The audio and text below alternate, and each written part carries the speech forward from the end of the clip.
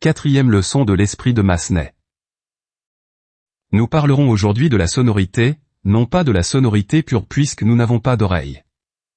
Le son est la résultante d'une vibration qui frappe nos organes physiques et produit, par conséquent, un phénomène virtuel. Il faut partir de ce principe, dans l'espace, le son sera non pas la sensation d'un bruit, mais celle qui engendre une satisfaction de bien-être moral et spirituel. La jouissance est plus ou moins intense et correspond aux sensations que nous procurent les instruments sur la Terre.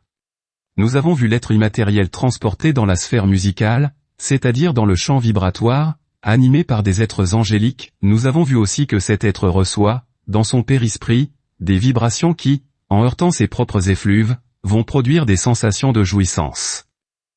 En musique humaine, vous avez comme note du diapason, le La. Nous ne prendrons pas cette note comme point de départ, car sa tonalité ne correspond pas à la tonalité des couleurs. Nous prendrons le Do.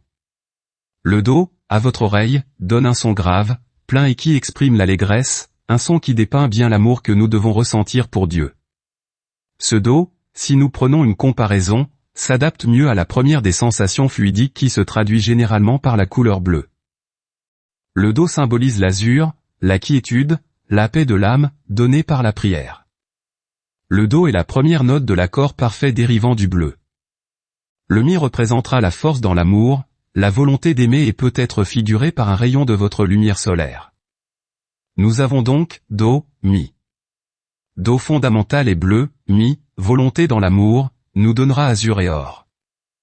Le Sol, troisième note harmonique, représente la consolidation des deux précédentes notes, c'est-à-dire une liaison qui ponctue les deux précédentes idées émises, ponctuation qui assure l'extériorisation du sentiment donné par le bleu.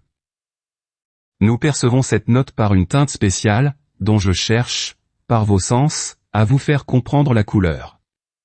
Ce n'est ni un rayon d'argent qui pourrait se confondre avec l'or, être absorbé par lui, ni un rayon noir, résultante des autres couleurs, qui pourrait absorber le bleu. Mais c'est un fluide brillant, sans couleur bien définie, qui peut se rapprocher de la lumière radiante qui s'échappe des mondes que vous percevez, c'est-à-dire gris-bleu, gris-argent. Votre soleil, vu de loin, a cet aspect. La première tonalité, vue par un mortel, aura cet aspect, tonique bleu. Intensité de la tonique, or. Ponctuation ou durée, gris-argent, mélange de bleu entouré d'or et de gris-argent. Cette première tonalité représente l'amour divin. Les autres couleurs fondamentales présentent tous les autres sentiments, allant du jaune clair au rouge foncé, mais toujours ces couleurs sont accompagnées de leur manteau doré et de leur pelure gris-argent. En musique humaine, accord parfait, Do, Mi, Sol. En prenant le Ré, accord parfait Ré, Fa, La, avec le Mi, accord parfait, Mi, Sol, Si. La tonique variera de couleur en passant du bleu pour aller au rouge, mais les deux autres notes seront toujours or et argent, elles ne varieront pas. Suivant la qualité du périsprit et la nature du champ vibratoire, les sensations varient et augmentent d'intensité, au point de devenir merveilleuses. Certains périsprits reçoivent le jaune, d'autres le rouge. Il en est qui exclut cette dernière couleur. Le violet est moins supportable pour les êtres évolués. Le vert clair est plus agréable que le vert sombre. On peut, suivant les lois de l'espace, percevoir un mélange de bleu et de rose. Les champs vibratoires varient également d'intensité. Ils résultent d'émanations angéliques, inspirées par l'être divin. Lorsqu'on revient sur la Terre, on est encore imprégné de ces vibrations, le corps matériel les éteint mais la conscience en garde l'impression.